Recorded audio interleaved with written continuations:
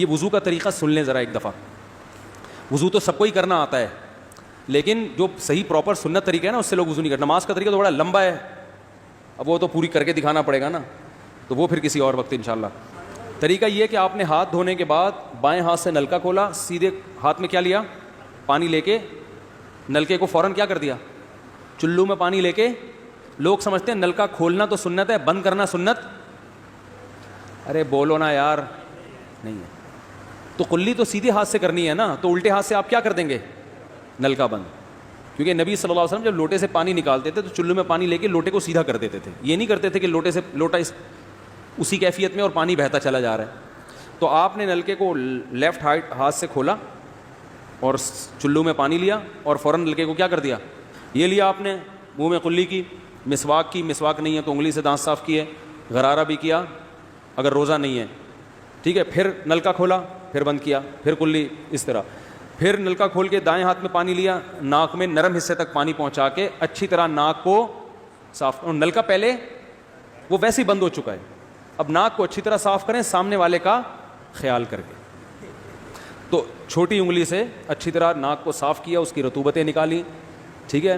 پھر نلکا کھولا, دوبارہ پانی لیا, پھر اسی طرح ناک میں بولو بھائی ڈالا, اور نلکا اسی وقت جب چلو میں پانی بھر گیا نلکا اسی وقت کیا کر دیا. اللہ نے 2 ہاتھ اسی لیے دیے ہیں کہ اس سے نلکا بند کیا جائے اور اس سے کیا کیا جائے, کھولا جائے. تو پھر یوں کیا, پھر 3 دفعہ, 6 چلو پانی خرچ ہوا نا, چلو اس کو کہتے ہیں, 6 چلو پانی خرچ ہو گیا.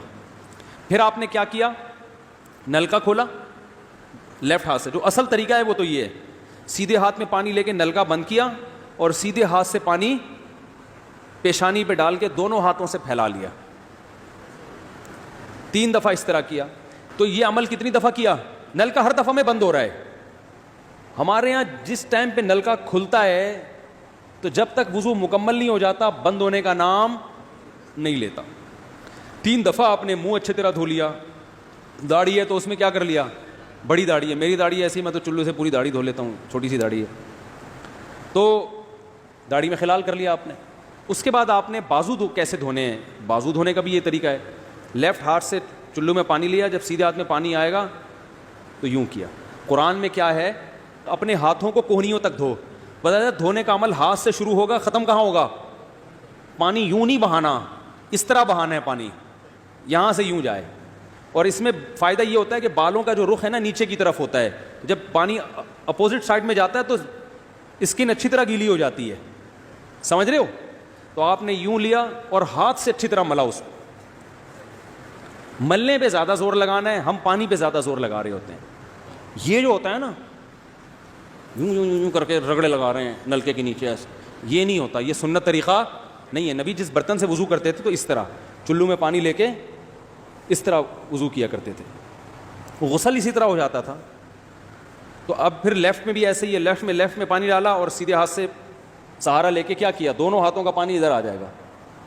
1 دفعہ دھل گیا, اچھی طرح مسئلے کونیوں تک پہنچ جاتا ہے, اور پریکٹس کے بعد تو بہت اچھا ہو جاتا. اس کے بعد آپ نے کیا کیا, سر کے بالوں کا مسا. سر کے بالوں میں جو یہ ہے یہ طریقہ کچھ بھی نہیں ہے, کہیں بھی ثابت نہیں ہے. سیدھا سیدھا آپ نے ہاتھ گیلے کیے, پیچھے لے گئے. ایک حدیث میں صرف یہاں تک آتا ہے, ایک حدیث میں واپس لانا بھی. تو دونوں طریقے ہیں مسا کے, صرف پیچھے لے جاؤ یا پیچھے لے جا کے پورے سر پہ ایسے ہاتھ پھیر لیا, کیا ہو گیا سر کا مسا.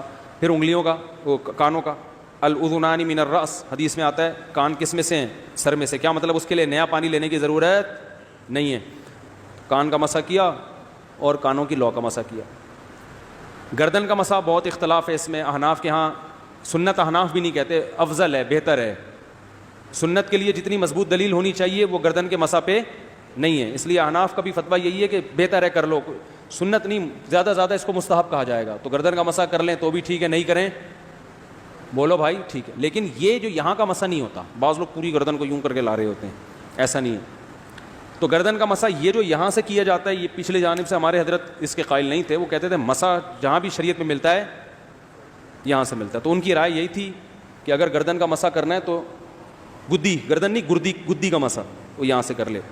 لیکن یہ کوئی نہ سنت مؤکدہ ہے نہ کوئی زیادہ تاکید ہے اس کی, کوئی کرے ٹھیک ہے, نہیں کرے تو بھی ٹھیک ہے. اس کے بعد آپ نے پاؤں دھونا ہے. تو پاؤں میں بھی یہ کہ قرآن نے کیا کہا کہ الل کعبین, انگلیوں سے شروع ہوگا اور ٹخنوں تک پانی جائے گا, تو انگلیاں رکھیں نلکے کے نیچے اور لیفٹ ہاتھ سے اس کو اچھی طرح کیا کریں, دھوئیں اور انگلیوں کا خلال بھی کریں, تو بہت چند سیکنڈ میں ہو جاتا ہے یہ کام. اور پھر نلکا بند کر دیں, پھر دوسرا پاؤں سیدھے ہاتھ سے نلکا کھولا, سیدھا ہاتھ نلکے پہ رکھیں اور الٹے ہاتھ سے پاؤں دھوتے رہیں, جیسے ہی دھل جائے. تو میرا خیال ہے ایک مگا پانی بمشکل استعمال ہوتا ہے, ایک مگا جو ہوتا ہے نا نہانے والا.